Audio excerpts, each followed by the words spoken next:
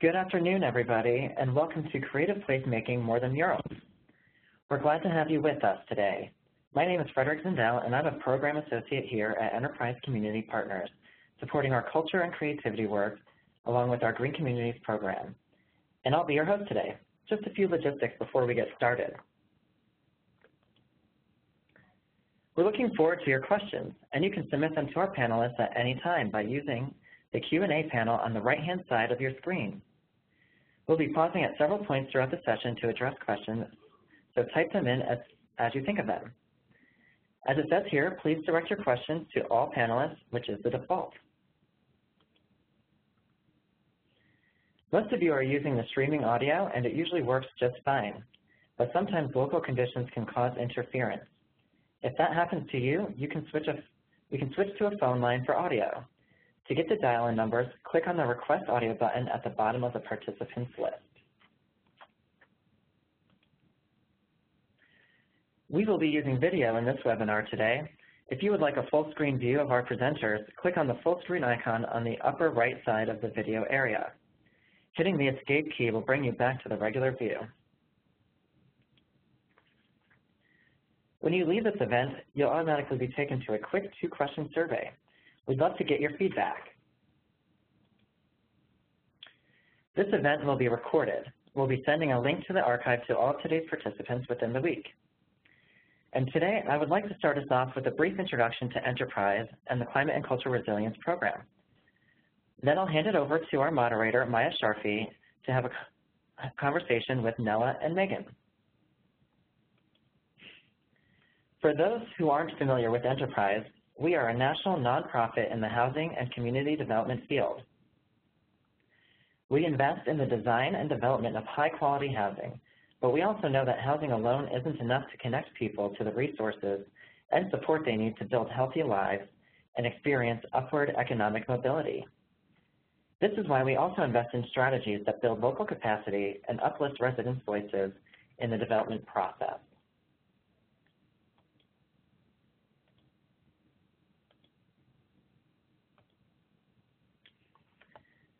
Research and experience have shown that investing in cultural expression and creative processes can lead to important community development outcomes.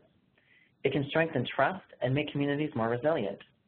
It can benefit the local economy and build community wealth. It can also contribute to a built environment that honors and reflects residents' voices and vision. In 2017, we received support from the Kresge Foundation to explore, in particular, the role of culture and creativity in increasing community resilience. We launched the Climate and Cultural Resilience Grant Program so that we could learn more about what these concepts of culture, resilience, and creative placemaking mean in specific contexts.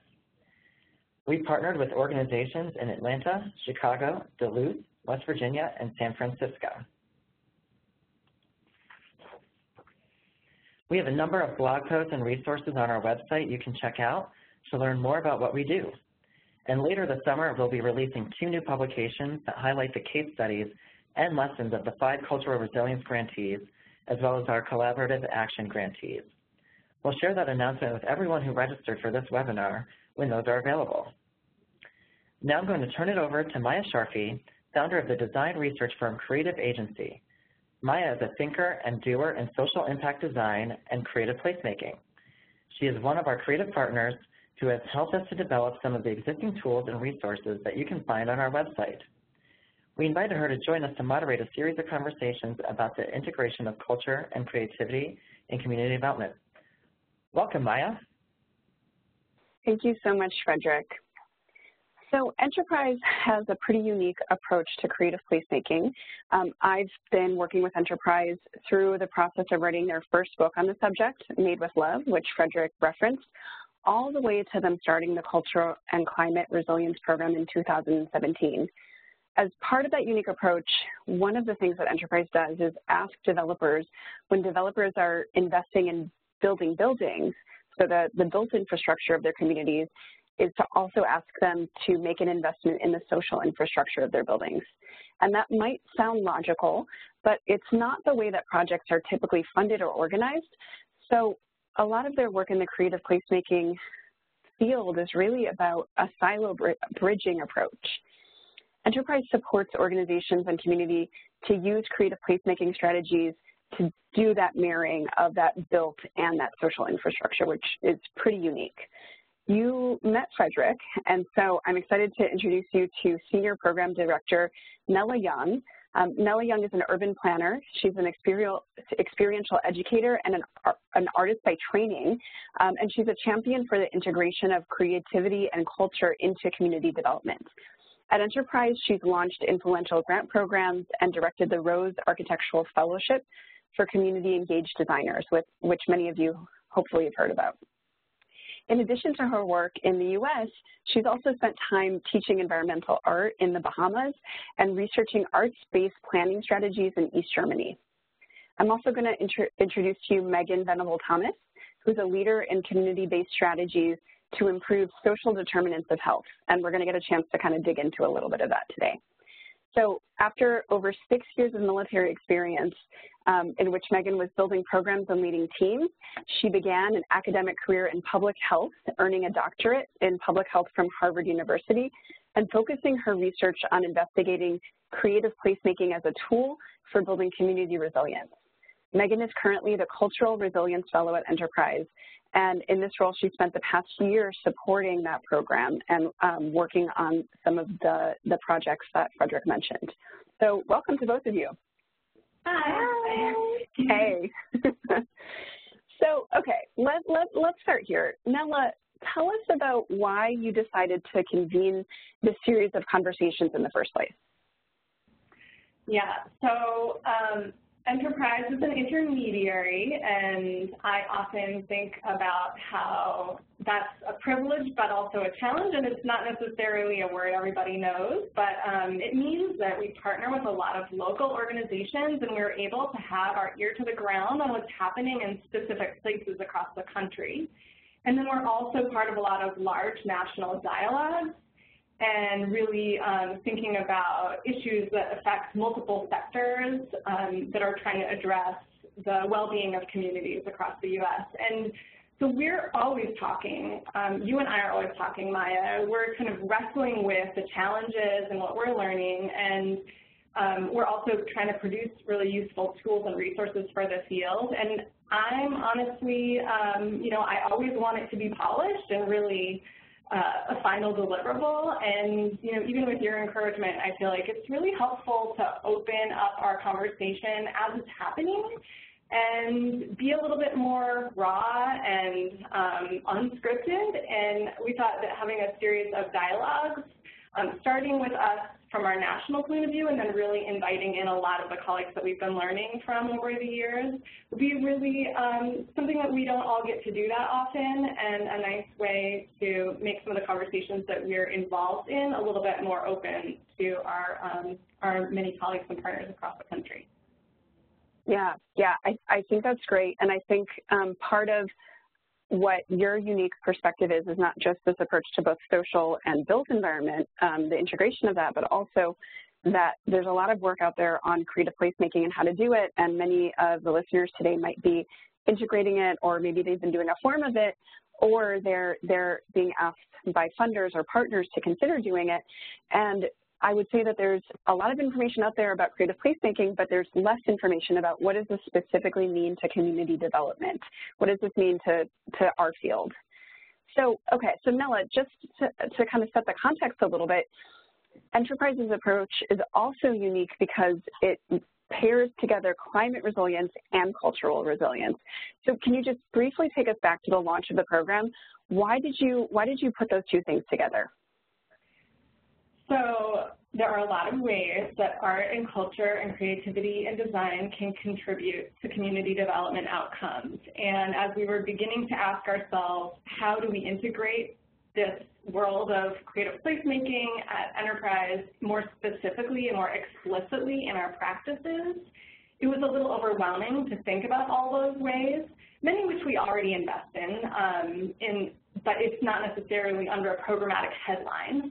And so we thought it would be good to identify some of the assets that Enterprise already has and some of the things that we're already focused on doing, We're really focused on supporting healthy and well-designed built environments.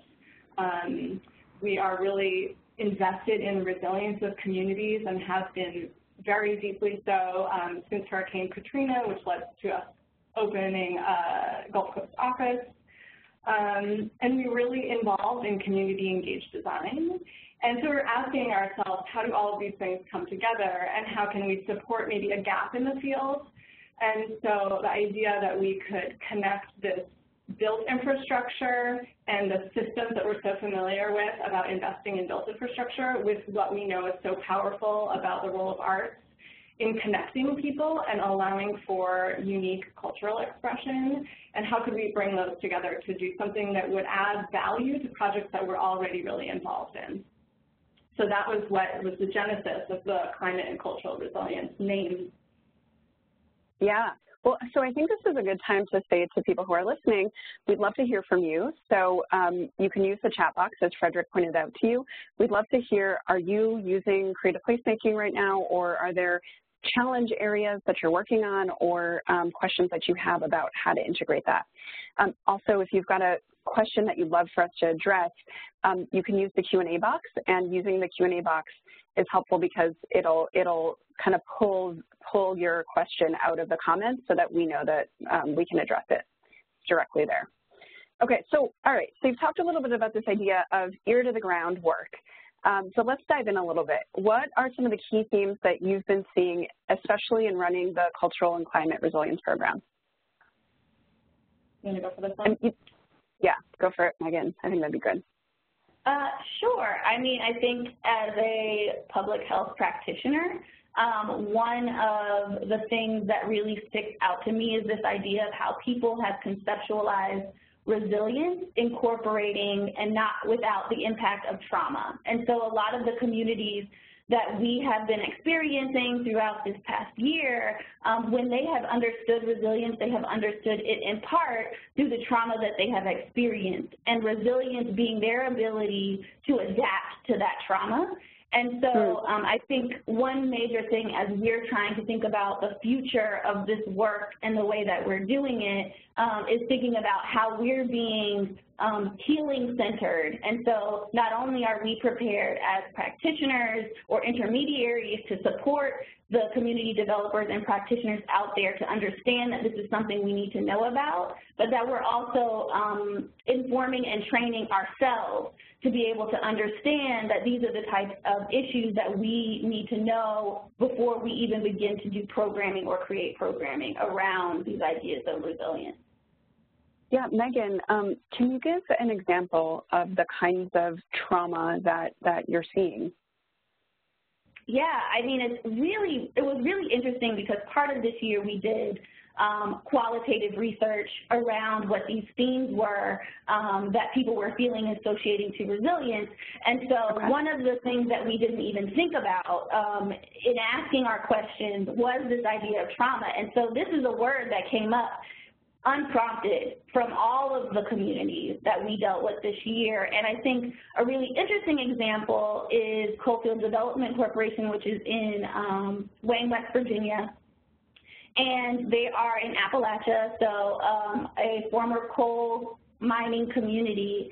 And in our experience with these communities, they talked a lot about not only how their approach to the trauma they've experienced is revitalization, but they've experienced trauma not only to themselves in the loss of jobs and disinvestment in their community, but also the trauma to the land, and how that trauma to the land in mountaintop removal is impacting people too. It's impacting the land and the community and the ecosystem, which ultimately has an impact on people. And so there's these different layers of trauma that I think we weren't honestly prepared for to be able or equipped to do anything about or address. And so I think the first step is knowing it and next thinking about how we can be prepared to do something and to support interventions around that. And we've actually been seeing that this idea of culture and creativity can be potentially used as a mechanism for thinking about healing and supporting healing. Okay, yeah, so tell me a little bit more about how you're seeing that work. Yeah, I mean, well, I know you maybe want to talk a little bit about Duluth. Yeah, well, at first I was going to follow up on Coalfield because I think one of the things that we loved about Coalfield was that they talked about grace, grit, and gumption being kind of core characteristics or values of who they were. And I thought that it was really interesting to see how a lot of what their proposal and their creative activities are sort of center around, it's like they have this extractive economy with coal mining, and it's still part of the picture, but being able to kind of go back to some of their roots as people who grow things and make things and have all this grit, this grit and grace kind of combo became kind of like, when you think about cultural resilience, I think that's what cultural resilience means. It's about having the ability to hold on to that core of who you are culturally and what your practices are and what that expression is, but use it as a tool to carry yourself forward and not only be like historical culture, but really defining the future. And so I think Coalfield has been interesting because in the face of the trauma you described, they've had to sort of redefine their center by, and their future by going back to kind of who they are at the core and this culture of growing and canning food, making quilts, making music, making furniture, and they've found a lot of really a huge explosion of activity that they're kind of testing and trying to see what will help them have a new economic future. But they've been very experimental and really embracing all of these kind of things that they think of as core to who they are culturally. Yeah, and I think when we think about healing and what that means, when we're thinking about a person that has potentially, lost their job and has felt very connected to that job as part of their identity, finding something else and being supported by a community of people like Coalfield is a community of people and other people experiencing similar challenges, then being reinforced by certain occupations that they can do that are associated with these underlying values that they feel. Has been changing people's ideas about, not only themselves and the feelings that they've been having through that job loss or disinvestment, but also investing in the ecosystem. So, like, they're doing agriculture, right? So they're taking this mountaintop removal site that had nothing there, and they're growing things, and they're raising animals, and, you're seeing this revitalization not only happen with the land, but also happen with the people and the community and the way that they are connecting with one another. Okay. Yeah. Well, so I want to ask you a question that is actually popping up from a listener. So can we ground this a little bit? Will you tell us a little bit about West Virginia? What are they specifically doing that you would define as creative placemaking? Like, what are the activities that they are doing? Yeah. So when we're thinking about creative placemaking, we're thinking about the art and culture lens. And so they're doing several activities that are focused around art and culture in place. One of which is they've created a wood shop where they are using this is a culturally representative practice that they are demonstrating and teaching people how to do that was maybe lost or that people weren't doing. And they're building beautiful products in this place, in this wood shop. That's one example. We also feel like the mountaintop removal site where they are creating a space where they're giving people jobs, but they're also doing this model of planting and growing on this site, and they're growing berries, and they're growing lavender, and they're doing all other kinds of things for also reproduction and selling, is an example of creative placemaking. They are thinking about what are the culturally represented plants, the plants that are native and local that can grow on their own, that are representative to who we are and how we've used them in our lives, historically and currently, as selling for canning as one of the practices that they've been using what they're growing to do. as creative placemaking. Yeah, so it sounds like what you're saying is that there's this, and this actually links in with a question that we're getting from the audience, there's this component that could be seen almost as traditional economic development. One of the questions is, how have you seen creative spaces be used as economic incubators? So these are economic incubators, right? This is about revenue streams. This is about workforce. It's a workforce development program. It's about you know, bringing a new economic base. But the piece that I'm hearing you guys talk about, which sounds like it's essential, is that rather than just, oh, what can we do? How do we shift our economy? There's this piece of what is the culture? Or the cultures, right? Because let's not be monolithic about it. How does that strategy get based in the cultures of the people who live here and come from that ground up way and respond to the history and joint experience that's here? Yeah, so not just what could we do and how could we make money in new ways, but who are we and what does that mean for what we're going to do? Yeah. Yeah, okay, so what other key themes have you been seeing in this work, you know, across the field? One of the things that I think has been interesting since even looking at reviewing all the applications that came in is the idea of resilience. You know, we framed it as climate resilience. We were trying to be clear and simple and catchy when we named our program, but when applicants responded to this call for proposals, they were very good students and they named their climate resilience challenges. But I don't know that anybody didn't really have some other resilience challenge that was really the thing they're mostly worried about. So in Chinatown, they talked about, you know, heat and flooding and earthquakes, but really they're talking about how do we make sure that this community space, the Portsmouth Square Park, which is like the living room of Chinatown, they call it.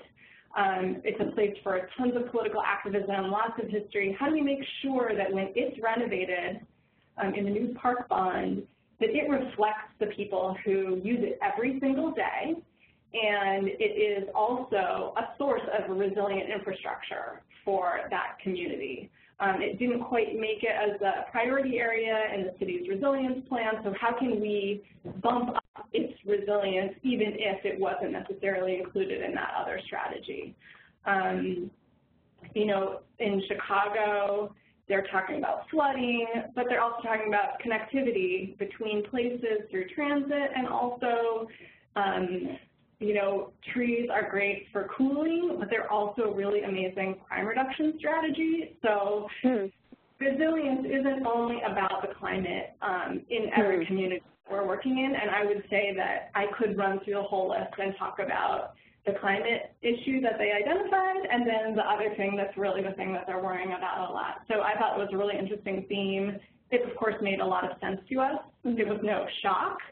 But it was kind of an important realization that we should be thinking holistically about what resilience means, and that some communities also, it's like they can begin with their resilience challenge, but we can still add in climate resilience as an ingredient because it's kind of abstract and long-term for a lot of people to think about, but it is really important. So how can we, like, you know, address the immediate pressing needs, but also add this climate lens to make sure that that longer term security is part of what we're making sure is in place. Yeah. Okay, that's really interesting. So it sounds like there's sometimes a little bit of an uneasy relationship between social resilience and climate resilience, but sometimes when you can find those solutions that thread through both of them and actually thread through both short-term needs and long-term needs, that's when projects become transformative, effective, profound. Yeah, I mean, I would say, you know, we found that climate wasn't always, you know, people were like, yeah, I get it, climate's a thing, it's a thing that's impacting us, but it's not my most pressing need. I need to feed my children. I need to pay my bills. I need to have health insurance. You know, I have all of these challenges that I am facing that I have to prioritize on a daily basis, where climate is not at the top 5, right? And so I think that particularly from a health perspective, when we think about climate impacts, we know that the communities that are most disproportionately impacted are those most vulnerable populations, communities of color, immigrant populations, elderly populations. Yet oftentimes these communities are the least responsible for the climate impacts that we're facing. And so when we think about, you know, people's adaptive capacity, if we think of resilience as people's adaptive capacity, we recognize also that not only is that the issue, that we're also people are dealing with other stressors on a daily basis, also preconditions that are already existing, and that resilience, you know, really is a privilege in many ways, right? Your capacity to address these challenges on a daily basis is not necessarily a given, particularly if you're experiencing more stressors than others all the time, right? And when we think of resilience as a privilege, then I think as organizations, we really have to take a step back and think about whose responsibility is it to be providing the tools and resources for people to be able to survive and thrive.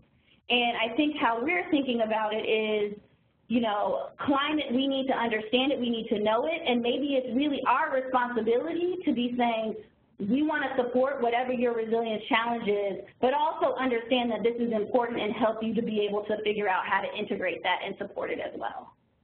Yeah, this is almost bringing to mind Push Buffalo, which is a CDC that the Enterprise Creative Placemaking effort has written a case study on. They had a very interesting and I think really transformative project where they advocated at the state level to reroute funding that was coming from the utility company that was going to measures like sustainability measures, and generally it was going to rain barrels. And they said, you know, the issues that people are facing is that they can't pay their heating bills. Like, that's a problem. So they devised a solution. They said, we think this funding stream should be going to green jobs, retrofitting homes, and part of what they were able to do through the policy process was to get that funding stream rerouted and to make sure that when that funding stream was used, the people who were hired to do that work were hired in fair and equitable ways, right? Community benefits agreements type things. And so they're addressing a environmental challenge that's actually showing up in low-income people's lives, and in the way that they're addressing it, they're actually starting to build ground-up industry within low-income communities. So I think that's, you know, that's, I think, in some ways, a amazing example of how this can be done. Yeah. Okay, so we're here to talk about more than just murals. So what does more than just murals mean? So this was where I was thinking about ACO, because the American Indian Community Housing Organization in Duluth did a mural as part of their project. So it is one of the pieces of the creative placemaking effort that they did, but this project is so much more than that. So for context, when they wrote their proposal, they identified this resilience challenge of they have been having some really extreme winter weather in Duluth, and it's led to multi-day outages, power outages, like 5-6 days at a time. ACO is an organization that is based in downtown Duluth and has a number of buildings, including this one center which houses 33 families and also has a cultural center. But they really serve a broad network of Native communities in particular in the region, up into Canada even. I mean, I think they talked about maybe like a 300 square mile radius. And so when you're seeing this kind of power outages and stuff, people need a place to come get warm, get food, charge their phones. And so they really wanted to be able to provide an off-the-grid shelter opportunity during these extreme weather events. But you know, that's one of the climate resilience challenges they're dealing with. They also have a lot of historic trauma that they're addressing. A lot of the families that they're supporting are formerly homeless. The homeless rates, I don't remember the statistics in Duluth, but the rates of homelessness, the number of, the percentage of Native members of Duluth population is pretty low, but the percentage of Native members of the homeless population in Duluth is something like 1/3. Yeah, it's about 2% and 30%. Yeah. So, wow. Okay. So there's this is a really a community of people who really need a lot of support and have suffered a lot of challenges. And also there's a lack of visibility that they really articulated when we started to get to know ACO, and a lack of positive visibility, right? So we just gave you these pretty dire statistics, but they're amazing people, artists, all sorts of people who are in the Native community, and they want to celebrate that, not just talk about the kind of negative stories, right? So ACO has this roof on the building, and they want it to be a community hub where they've got the solar panels installed, and then they've got this green roof, which has a community gathering space, so they have drum circles and talks about the climate issues and all kinds of different things happening. They have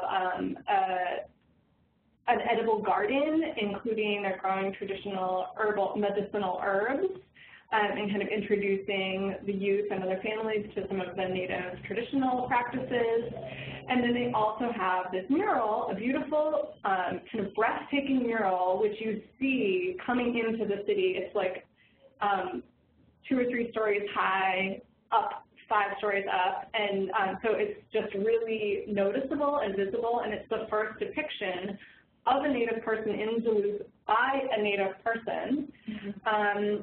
And, you know, it's controversial with the images, you know, for some people, but you were there when there was the unveiling, and I don't know if you want to talk about, like, how people's reaction was to it. Yeah, I mean, you know, one of these other major themes, I think, is around identity, and really, like, and identity comes through as representation and inclusivity. And so really what I think, you know, ACO and this Native community is saying is, we are here and we want to be seen, and you need to know who we are because we are part of the social fabric of this community. And I think, you know, they've also experienced, you know, racism and discrimination in this community. And so this mural, I don't know, it's probably too hard to put the picture up, but, you know, I'm not technically savvy, so I can't do it. But you should go to our website and look at it.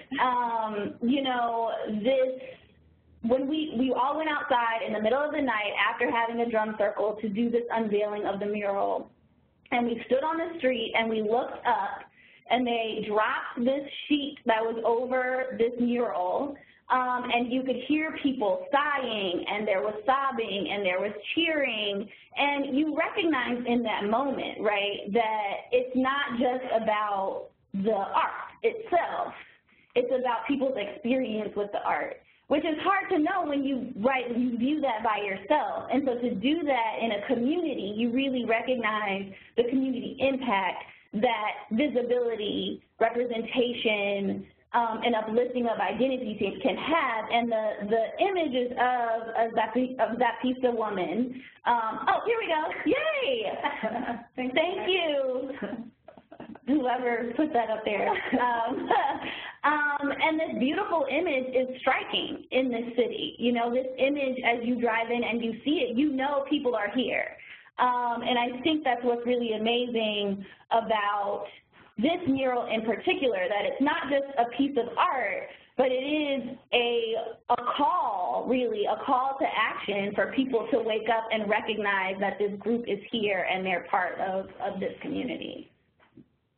Yeah, okay, so what I'm hearing you say 2 things. I'm hearing you say that identity and representation are really powerful, and the community development field has known that for a long time, right? We've got this tradition of murals, but we're seeing that underscored, and we're seeing just how important it is that people whose narratives may be underrepresented, that we as community developers make sure to represent those narratives, that's super important. But then I'm also hearing you say that creative placemaking isn't just about a project, a block party, a fake bike race, to use a Rhodes Fellows, one of the Rhodes Fellows projects in Yakima, Washington. It's actually about this web of integrated components. So there's performance art, there's visual art, there's creative economic development, right? Creative craft, right? And there's all these pieces that are coming together in a larger network, or I guess I would say like web of creative, of strategy that leverages the power of culture and leverages the power of art. Absolutely. And I mean, when you walk into this building, it is housing people, particularly Native. It was originally made for Native women who were experiencing domestic abuse, but it is housing people, and it is a gallery space for Native art. It is a community center for Native practices and Native conversations with the community at large, and it is selling. Again, it is this economic engine for selling Native art and crafts and cultural artifacts. And so, this is a even more comprehensive than just this one mural. Yeah, okay, right. That word comprehensive, right? We talk about comprehensive community planning, I think is a really, really useful frame, right? It's not just the one thing, it's the multiple things that are integrated together. So we know, so actually let me just say, I think this is a good time for us to pause and to invite people who are listening. We would love for you to open up that chat box, and we want to hear from you. So we want to hear, are you doing creative placemaking work in your work? And if so, what is it? And do you have any challenges with it? And we'd also like to hear, if you're not doing it, what are you most curious about? So please open up that chat box and let us know what's on your mind. Okay, so we've been talking about this comprehensive community development, but comprehensive community development is sometimes hard to do, right? We know that, we talked at the top of the hour about how oftentimes the housing and development process isn't necessarily as focused on the social infrastructure as it is on the building infrastructure. So, and let me maybe start with Nella and go to Megan. How are you seeing practitioners, whether they're in the Climate and Cultural Resilience Grant Program or beyond, deal with that issue of having a lot of the ways that I would say, like, do our work in this business be focused more on the physical infrastructure without thinking about that social infrastructure or opportunities for creative value add? Yeah, and also I think the comprehensiveness is a big challenge. Like you said, kind of how do you begin? So as you were talking, the example coming to mind for me was a community of friends in Los Angeles. They're also a supportive housing developer, really high-performing organization. And we worked with them. They had a Rhodes Fellow, and they got a collaborative action grant, which is $5,000, so much kind of just enough to get something done, but not too much to sweat it, as I like to say.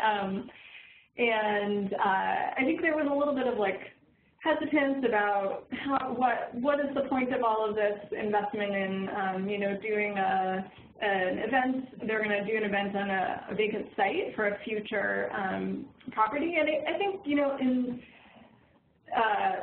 there was a sense amongst people working on the development team that this is something they're aware is a practice in the field, but they're not quite sure how it's a good fit for the way they do project development, and sort of a sense of open-mindedness, but also it's just one more thing to try to figure out how to do, right? They had a Rhodes Fellow, so she had a little bit more bandwidth to try to figure out how to do it. And then they had a grant, right? So that made it okay, well, we're going to try something. But there was a little bit of a sense of we'll do this one time because we got money and we have someone who's all about it, and then we'll see. But talking with them afterwards, and even the executive director talked about this, that they were so used to going to community meetings that really had this antagonistic quality about them.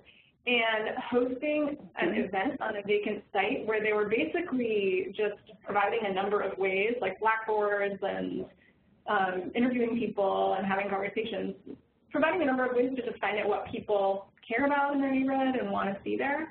and it just reduced so much of the antagonism that they were used to experiencing that they started saying, oh, we should do this on every project that we do. And now we bought that furniture with that budget, so it won't even cost us as much the next time. Like a couple $1,000 to get a food truck to show up and to bring out some chalkboards and have our community development staff go around and meet people and ask questions is like, it's not the most groundbreaking creative placemaking project, but it's actually not a bad start. And it can get more and more creative and interesting each time you do it. So she was saying, oh, we'll do this every time. And I thought, nah, no way, they're not going to really do it every time. But then I met one of their project managers a year later, and he was like, oh, yeah, we do this community event on the site every time we do a project. And it just was like part of how he did his job. So they began to find ways to make a little bit more room for the time and the money to make this possible, which really allowed for a completely different experience for the development team and for the community as they were developing new sites and envisioning the future of them. So maybe that wasn't the most concise way to tell that story, but I love it. It's so simple, and it's just a nice example of a group that felt like there was a little barrier to entry, but trying something made them realize why they wanted to do it. Like, there were a lot of reasons on paper, but then once they did it, it became a little more clear to them what it was worth for them. Well, so two things I'm taking out of this that I think are really, really powerful are, number one, the idea that, like, it can be try it the first time, don't have to make it perfect, but if you try, you can't get it to be part of your culture if you don't try it. Thing number two, and maybe the barrier to entry is lower than you think it is, especially if you don't get too perfectionist about it. Or you treat it as the first iteration of something. Thing number two I'm hearing is that it's actually about changing the way communication happens between a developer and a community that they're working within, right? So I guess like a community meeting maybe in some ways frames out the kinds of comments that you're going to hear because it has certain sets of assumptions embedded in it, and creative placemaking allows you to change that relationship to kind of get a broader range of things to build more trust and more relationships in a different kind of way.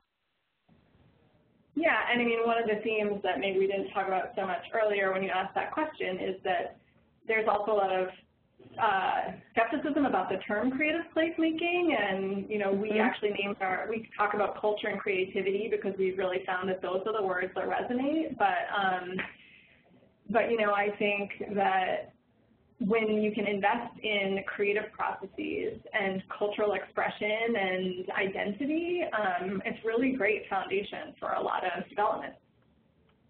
Yeah, so we're having all of a sudden a rush of really, really interesting questions that are coming in.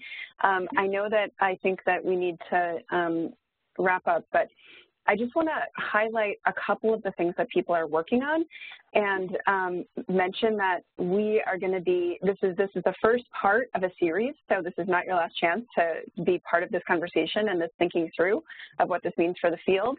But some of the challenges that we're hearing are, you know, issues with dealing with pushback from city or government, you know, especially around issues of contested land. We're hearing challenges around integrating artists into the development process.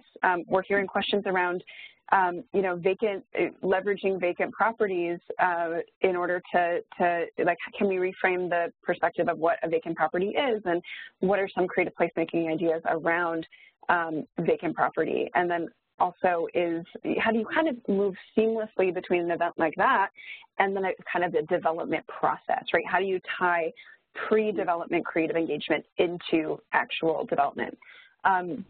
Those are just some of the highlights of things that, I know, amazing questions. Guys, give us your questions earlier next time. Tune into the next episode. But one of the things that we'll be doing is we're going to be saving some of these questions and using them to inform future conversations. We really want this to feel like a, you know, two-way conversation. We can't be hosting a block party and like handing you a snow cone and asking you to chat with us about creative placemaking, but we're trying to make these conversations feel like as much like fireside chats as we can, because our goal is really to help the field integrate this to do what it wants to do to meet our missions in a more profound way. So with that, I want to say thank you to Nella and to Megan. Thank you so much for being here, and I want to hand it back over to Frederick. Thank you. Thank you, Maya. As Maya mentioned, we'll be hosting more conversations with a variety of voices from across the country on topics of culture and creativity, community development, and resilience. I'd like to remind you to take a moment after this webinar to fill out the survey and give us your feedback and ideas on what topics and projects you'd like to hear more about. And if you're hungry for more examples of how to do creative, collaborative, community-driven projects, or if you want to share what you've been doing, check out our growing library of how-to guides on the communityhowtoguides.org website. It's easy to browse the library and to create and share a guide of your own.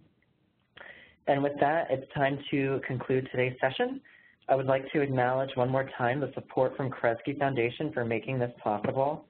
Also, a big thanks goes out to our panelists and everyone who joined us today and participated in asking questions.